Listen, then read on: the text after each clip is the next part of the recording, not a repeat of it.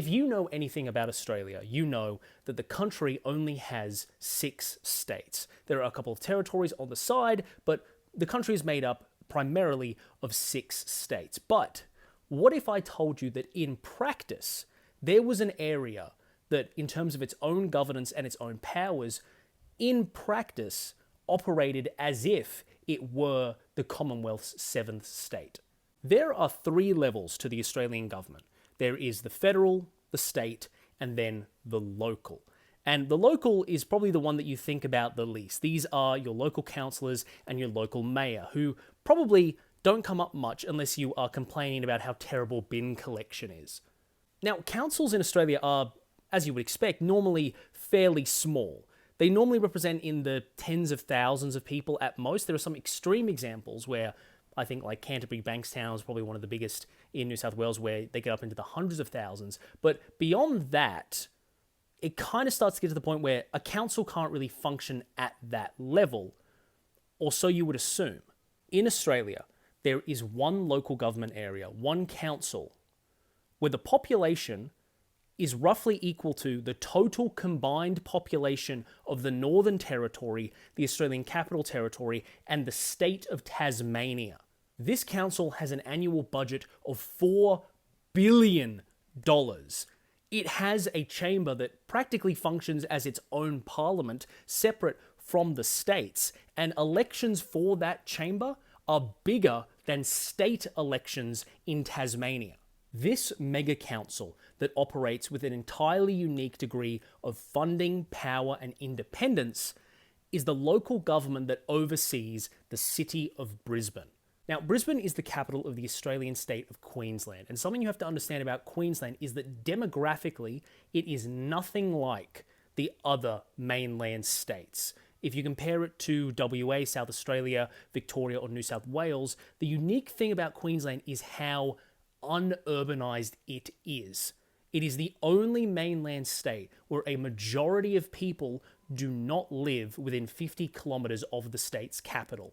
Because of its proximity to the equator, Queensland is a very big agricultural state. And on top of that, incredibly lucrative mining that occurs across Queensland. There is a lot of industry and a lot of reasons to not live specifically in Brisbane, which makes it unique. And that tendency to be more rural means that you can't have the same amount of divide within Brisbane that you could in Sydney or Melbourne, because there just simply aren't enough people there.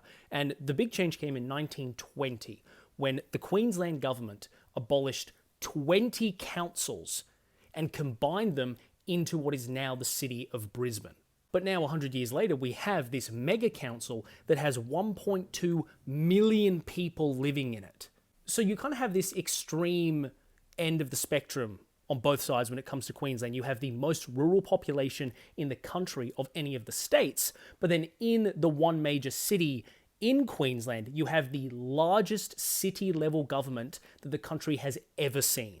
So what am I actually talking about in terms of powers and responsibilities? Well, if you ever go to Brisbane, or if you have been, you might notice, or you might just want to keep an eye out for how public transport actually functions there, because interestingly, the city of Brisbane, the Brisbane City Council, is the only local government area in Australia that is expected to entirely provide public transport to its residents, not from the state at all. So every other part of the country, or rather amongst all other states, if you are catching a bus, a ferry, a tram, or a train, that is something the state government is providing to you. But within Brisbane, it is the council itself that is providing that service.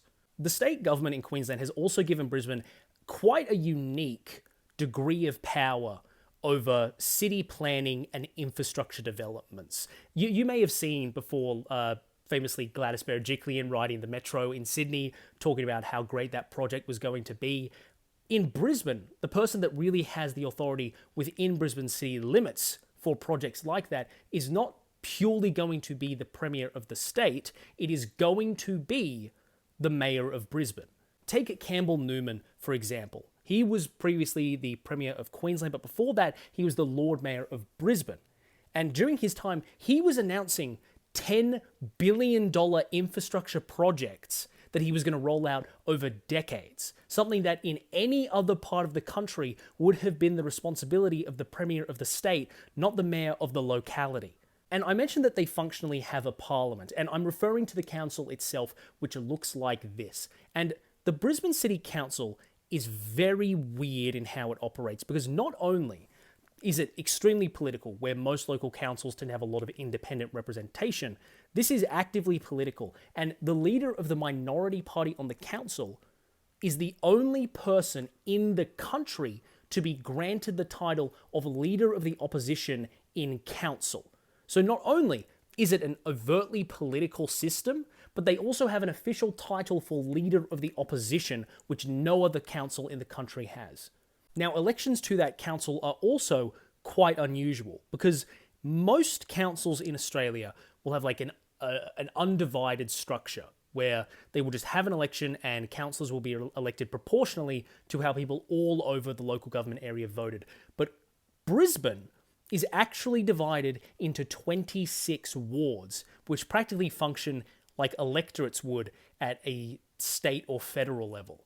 For the sake of comparison, to give you a sense of how monumentally massive those wards are from an electoral perspective, in South Australia, most like divisions for their state MPs, the electorates there will maybe have 23,000 voters in them. These wards in Brisbane, on average, have 27,000 voters. You can get into the South Australian Parliament as an MP with less votes than you need to get onto the Brisbane City Council.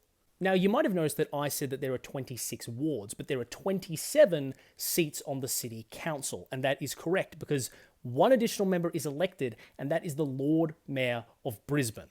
Now, the Lord Mayor of Brisbane is directly elected. That means he is not picked by council, but the totality of the local government area, all the people will first vote for who they want to represent in their ward, then they will cast a vote for Lord Mayor.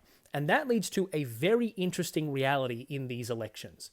I just want to bring this up as a point of comparison. On a federal level, when we have elections, it's effectively 150 different elections all happening at the same time. And those electorates have some variation, but like at most, in a single electorate at a federal level, maybe 140,000 people will be voting over the competition between two candidates. But because the Brisbane LGA is entirely just voting on this one issue, and it is the largest council in the country, elections for the Lord Mayor of Brisbane are technically the largest single elections that occur in Australia. Because the largest elections that happen on a federal level are in seats where there are maybe 140,000 voters. In the 2024 Brisbane mayoral election, there were 700,000 voters. Because outside of a referendum, Australians aren't voting for one of two things. In elections, we are electing our local members. So because the Brisbane City Council is so large, the mayoral elections there are the largest elections in the country. And those elections elect the most powerful mayor in the country, a man who has a higher salary than the Premier of Tasmania.